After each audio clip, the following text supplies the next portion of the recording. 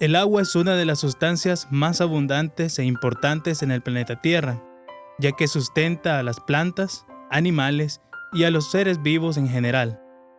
Por otro lado, desempeña un papel importante en la formación del clima, ya que contribuye a dar forma a la superficie del planeta mediante la erosión y otros procesos. Cubre aproximadamente el 70% de la superficie de la Tierra. El agua participa en muchas reacciones químicas importantes y muchos compuestos son solubles en ella. Debido a su eficiencia como solvente, el agua en estado puro casi no existe en la naturaleza. La luz, que es esencial para el crecimiento de las plantas, atraviesa mejor las aguas claras que las turbias. La luz solar proporciona la energía para la fotosíntesis, un proceso por el cual las plantas producen azúcares y liberan oxígeno a la atmósfera. Es por ello que la penetración de la luz del sol en un cuerpo de agua es esencial para que las plantas y otros puedan crecer. Esto se debe gracias a la propiedad del agua de ser transparente. En el agua generalmente se encuentra un gas disuelto, el oxígeno. Los animales acuáticos como los peces y el zooplancton no respiran el oxígeno de las moléculas de agua, sino de las moléculas de oxígeno disueltas en ella. Pero, ¿cómo se puede comprobar si hay oxígeno disuelto en el agua? Una manera de hacerlo es probar un poco de agua recién hervida. Sabe mal, ¿verdad? Esto se debe a que el agua ha perdido todo el aire disuelto, ya que al aumentar la temperatura, los gases son menos solubles. Para volver a incorporar el oxígeno, es necesario pasarla de un recipiente a otro, o como se dice en lenguaje cotidiano, hay que airear el agua. Para comprender algunas propiedades importantes del agua, es necesario mirar un poco su estructura química. Como sabemos, el agua es un compuesto formado por 2 átomos de hidrógeno y 1 de oxígeno. Esta es la estructura básica, que a simple vista no nos dice nada sobre sus propiedades. Veamos a continuación una actividad simple que nos ayudará a entender la relación entre la estructura del agua y sus propiedades. Si frotamos un globo, ya sea en una tela o en el cabello seco, y luego lo acercamos a una lata vacía, observamos que ésta es atraída hacia el globo. Pensemos un momento, ¿por qué sucede esto? ¿Qué ocurre al frotar el globo? ¿Por qué si la lata no es frotada contra ningún objeto, es atraída hacia el globo? Si pensaste que el fenómeno tiene que ver con las cargas eléctricas, estás en lo correcto. Cuando frotamos el globo contra la ropa o el pelo, se carga negativamente, o sea, electrones, partículas negativas de los átomos, son transferidas de la ropa o el pelo hacia el globo. Como no podemos verlos, los dibujaremos a manera de ilustración. Ahora ya entendemos cómo se carga el globo, pero si la lata no la hemos tocado y por lo tanto no está cargada, ¿por qué es atraída hacia el globo? Sabemos que las cargas opuestas se atraen, positivas y negativas, mientras que las cargas iguales se repelen, positivas con positivas y negativas con negativas. Esto nos ayuda a comprender mejor el por qué el globo atrae a la lata. Si el globo está cargado negativamente, las cargas opuestas se atraen. Significa que en la lata debe existir una carga positiva. Pero si en general la materia es neutral, es decir, con igual número de cargas positivas y negativas, ¿de dónde entonces surge esta carga?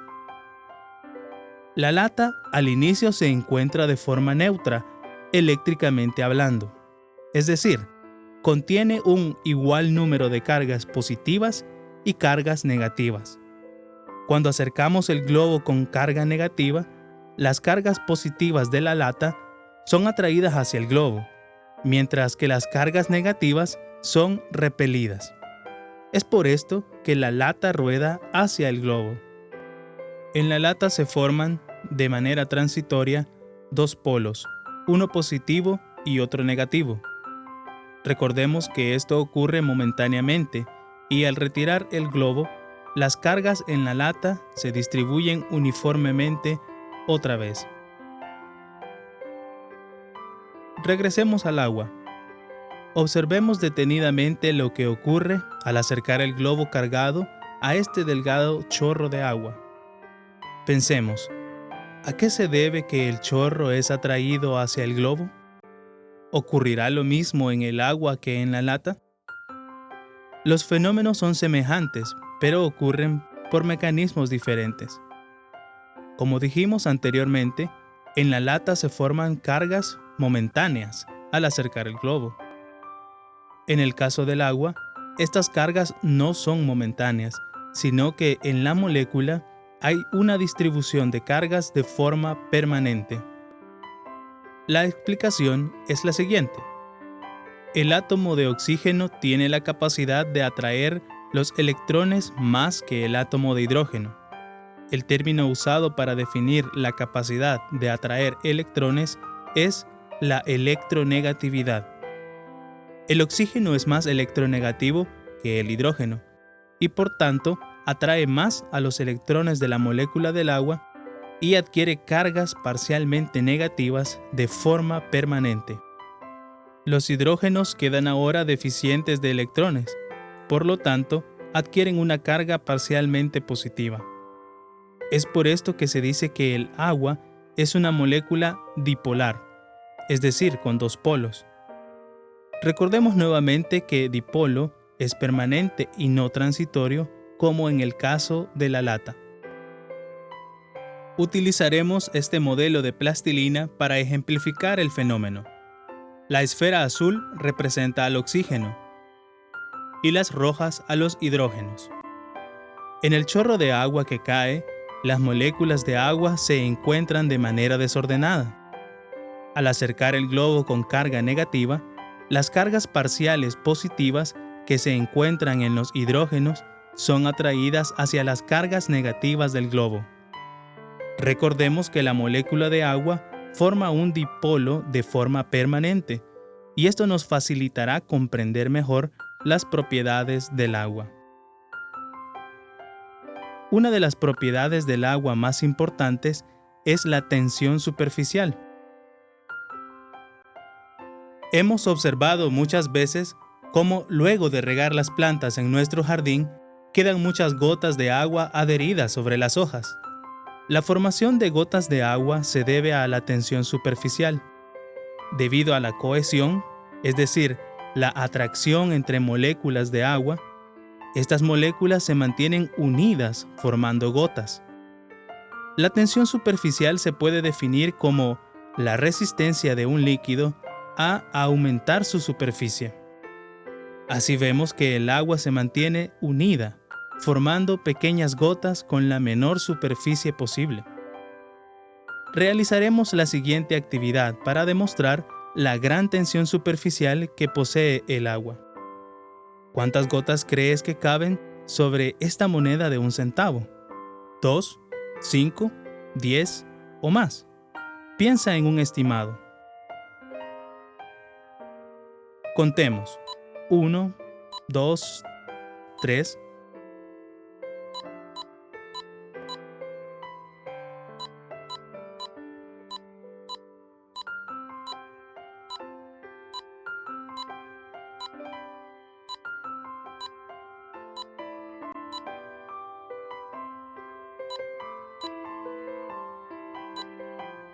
¿Te sorprende la cantidad de agua que cabe sin derramarse? Este es un ejemplo de la tensión superficial del agua. Imagínate ahora la cantidad de agua que se desperdicia de este valioso recurso cuando no cerramos bien la llave del chorro y la cantidad de dinero que se gasta al año. Es preocupante, ¿verdad? La tensión superficial permite que insectos y objetos pequeños puedan permanecer suspendidos en la superficie sin hundirse. ¿Por qué crees que el clip no se hunde? Recordemos que las moléculas de agua, por formar los dipolos, se atraen unas a otras, estableciendo muchas interacciones electrostáticas. A estas interacciones en el agua se les conoce como puentes de hidrógeno, en donde los hidrógenos con una carga parcial positiva son atraídos hacia los oxígenos de otra molécula de agua con carga parcial negativa. Algunos insectos se aprovechan de la tensión superficial y por ende de la cohesión entre las moléculas del agua para no hundirse y poder flotar sobre la superficie de esta. La tensión superficial se puede romper aplicando una fuerza mayor y por ende exponiendo una menor superficie. Por ejemplo, al introducir el clip de manera vertical, este no flota, ya que se rompe la tensión superficial porque el clip de manera vertical tiene una menor superficie de contacto. Este principio es el usado por los nadadores al introducirse en el agua, ya que la mejor manera de hacerlo es de forma vertical y no horizontal. Una de las propiedades más importantes del agua y de la cual depende el desarrollo de la vida es la capilaridad. ¿En qué consiste? Haremos una actividad sencilla para demostrarla. Utilizaremos un pedazo de papel toalla. Observa detenidamente. ¿Por qué el agua sube por el papel? Si has puesto atención a este video, responderás rápidamente que por la atracción entre las moléculas del agua y el papel. Efectivamente, has acertado. La capilaridad se define como la capacidad de un líquido de transportarse por un tubo capilar, es decir, un tubo muy fino. El papel toalla utilizado es muy poroso, por lo que por dentro se forman muchos espacios que en su interior el agua va subiendo. La celulosa, de la cual está hecha el papel, atrae las moléculas de agua y éstas, a su vez, arrastran a otras moléculas. De esta manera se transporta el agua desde abajo hacia arriba. Si introducimos un pedazo de plástico en el agua, ¿ocurrirá lo mismo que con el papel?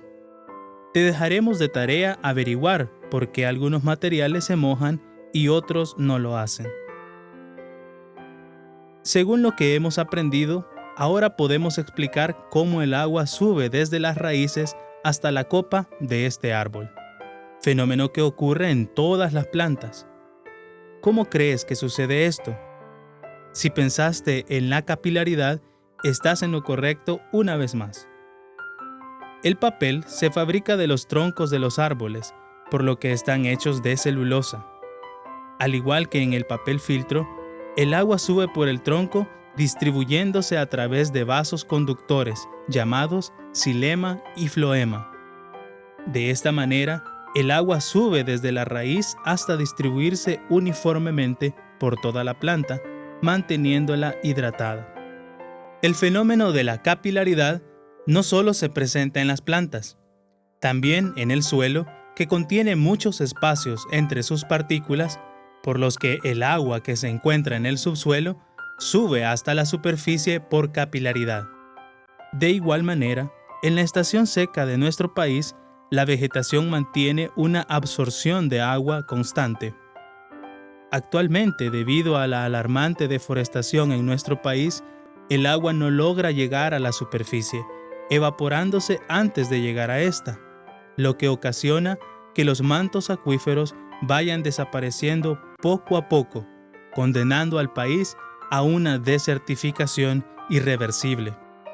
En resumen, hemos aprendido que el agua es una molécula que forma un dipolo, de donde se explican sus propiedades, tal como la tensión superficial o su capacidad de mantenerse unida, al igual que la capilaridad, propiedad que le permite moverse a través de tubos o espacios estrechos.